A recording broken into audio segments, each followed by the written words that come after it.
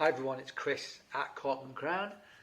Going to do another cider tasting with another beer, so same as yesterday. And I'm going to do a new cider from Norfolk, one I haven't done yet. So we've had one from a place called, what was it called? Downham Cider. We've had several from Win Hill, who are in Wells by the Sea, Wells next to the sea, pardon me. I'm going to try another one which I managed to get hold of, which I knew about before I came, but it wasn't as easy as I thought it might be to procure it. So, what is it? Well, it's called Crone's. I believe that's the family name. And this is their original, 6.9%. What does it say on the bottle? Anything interesting, contains no sulfites or artificial sweeteners. Made from organically grown fruit and organic cane sugar. So wholly organic. Back sweetened, I assume, with sugar. Bit hypocritical of me to say, but don't love the label. Don't love the label. I mean, I proactively sell stuff, so I will recommend things, actively recommend. So I can sell stuff like this, but if it was just sitting on a shelf, I'd think twice about it. It looks a bit, don't know, primary school, something. Don't know, don't love it, but let's not judge the book by its cover, or the cider by its label. Let's try it and see. Let's open it up, talk about the beer after we've done this. So very informal tasting today. I'm sat on the floor in the bedroom in the barn because it's raining outside. I've got the big sliding door open so I'm looking straight out onto the garden. The rain's coming down, but it's not cold. It's very pleasant, in fact. So this is still not a hint of a sparkle when I opened it. Let's pour some out into the glass. Okay, here we go. So unfiltered by the looks of it. It's kind of like a gentle amber with a hint of gold, I want to say. Yeah, that's what I'm going to say. Don't know what the blend of apples is. I assume they are all culinary / dessert apples, because that is the tradition in Norfolk. Yeah, it doesn't say. When it says Norfolk Originals, let's assume it sticks to that tradition of dessert and culinary rather than the West Country ciders, which have more tannin, more acidity, also more sugar, but you can't tell because they've got so much tannin and acidity in them.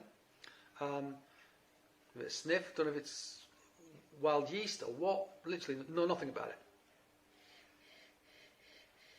A little bit of funk on the nose, quite a rich sweet nose as well though, but remember you can't smell sweet, but that's the sense I get from smelling it.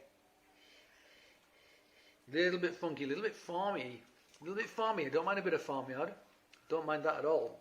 Some people find it a bit odd or a bit challenging. I kind of like it. I mean, it's a farm product. I like the fact it smells like a farm.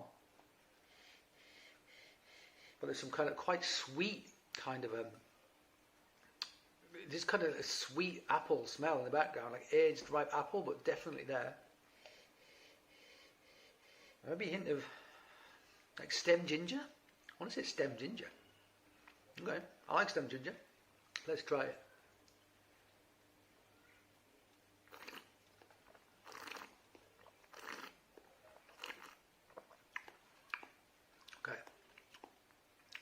Reasonably sweet, so back sweetened with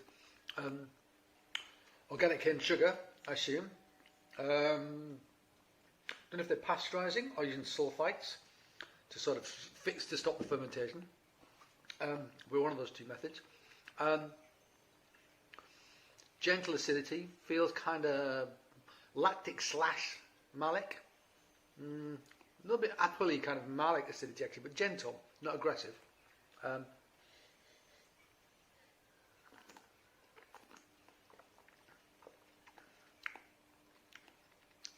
Quite clean on the palate.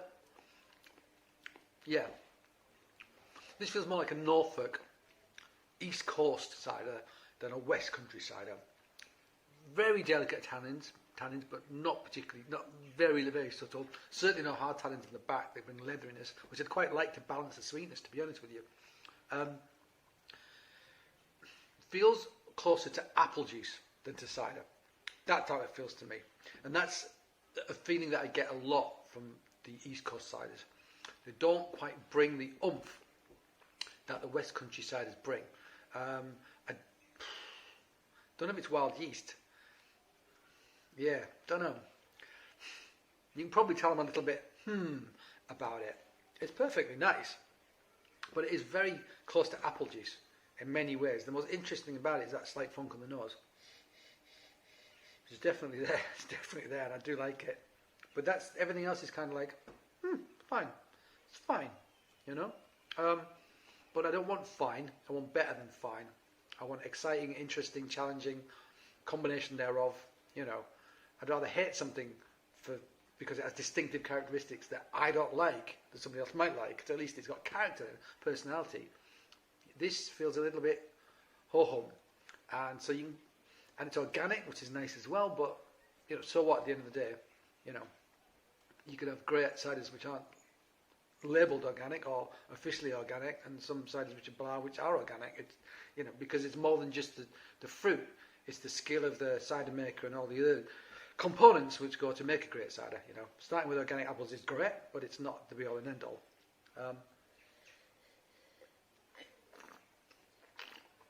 Okay, it's fine, but it is very much like apple juice. This makes me think Norfolk. This makes me think East Coast cider. It makes me think the reason why I don't get thrilled by it. They've done one that's aged in a rum cask, which I will try when I try the next one of these. Maybe that'll be more interesting, but making it interesting by putting it in a rum cask, I'd rather the base product was really interesting, first and foremost, before it's people intervening in different ways. Okay, I'll have to neck this because I'm going to put something else in this glass now. Okay.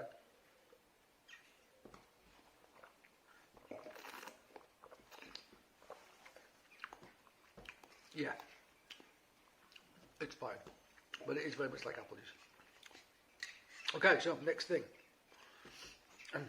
duration. So we tried their IPA yesterday, and it said IPA 6% at the top. What does this one say? This is West Coast Pale Ale at the top, and 4.8%. This one is called Sweeping Coast. Now, the one I tried yesterday, it was an IPA, and I said I felt it was more like an East Coast IPA because it didn't have it was big and bold and hoppy and in your face, but it didn't have. When I was in the States selling craft beer, the thing for me that seemed to differentiate East Coast and West Coast was the use of crystal malt in the West Coast, which gave it more colour and actually it has non-fermentable sugars in it, so it gives it kind of much richer and sweeter kind of thing, which it balanced with more hops and more bitterness.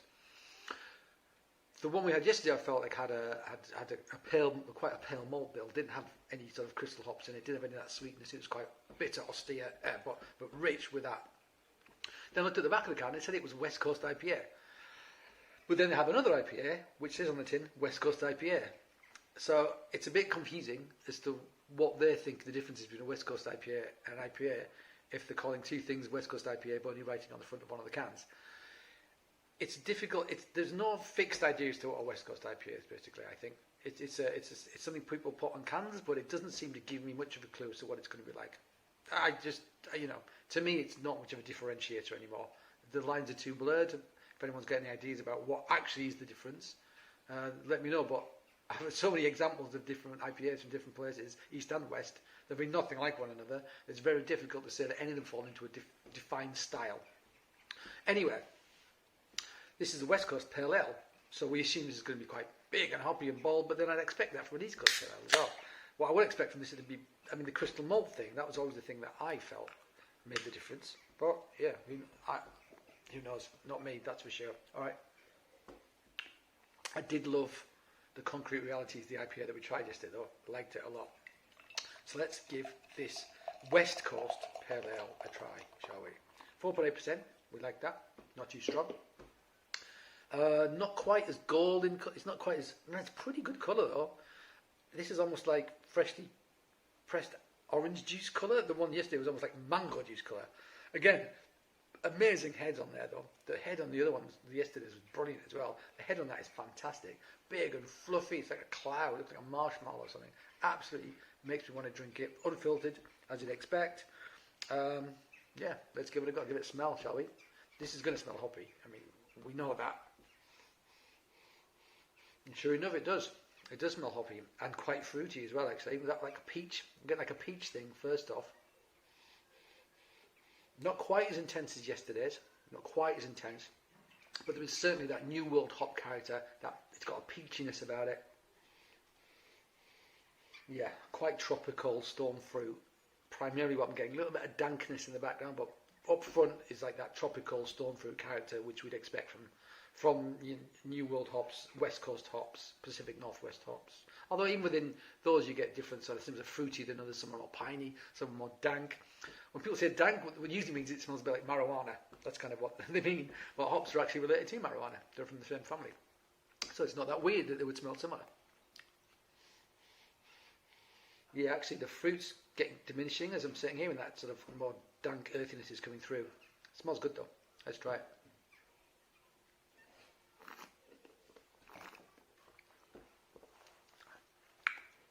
Okay. Slightly more, still a nice velvety texture though. Still quite rich on the palate. Not as bitter as last night's IPA, but we would expect that. This is lower in alcohol. Alcohol is perceived as sweet, so the more alcohol you have, the more bitterness you need to offset the sweetness of the alcohol. This is only 4.8, so the bitterness is plenty good for what I'm drinking. Plenty good. Again, this is quite a neutral malt bill, like pale malt bill. I'm getting none of that crystal malt sweetness, richness that you get from crystal malt, which is the thing I associate more with West Coast pale ales. For me, this could just as easily be an East Coast pale ale as a West Coast pale ale. I'm not quite sure what the differentiator is. Again, it'll be a neutral yeast, because what you really want to be, the star of the show is the hops. That is the star of the show. The grain bill, and this is neutral. The yeastiness is neutral, and the hops, even though this is quite subtle, it's a lot subtler than what we had last night. There's still plenty of hops in there. It's great mouthfeel. I mean, it's like last night's with the dials turned down about 3 notches, you know. But it's delicious. It's really good. I really like it. And for a 4.8% beer, it's really well made. It's really good. Yeah, like it. Can't get around the mouthfeel that these guys are getting. I mean, I guess it's to do with the protein in there, which also helps give you the head. Yeah, nice stuff. So, mixed bag that, wasn't it? So, Crone's, undecided. Maybe I'm decided, but I'm going to say undecided until I try a couple more. And duration, very much decided. I like these guys a lot. I like what they do.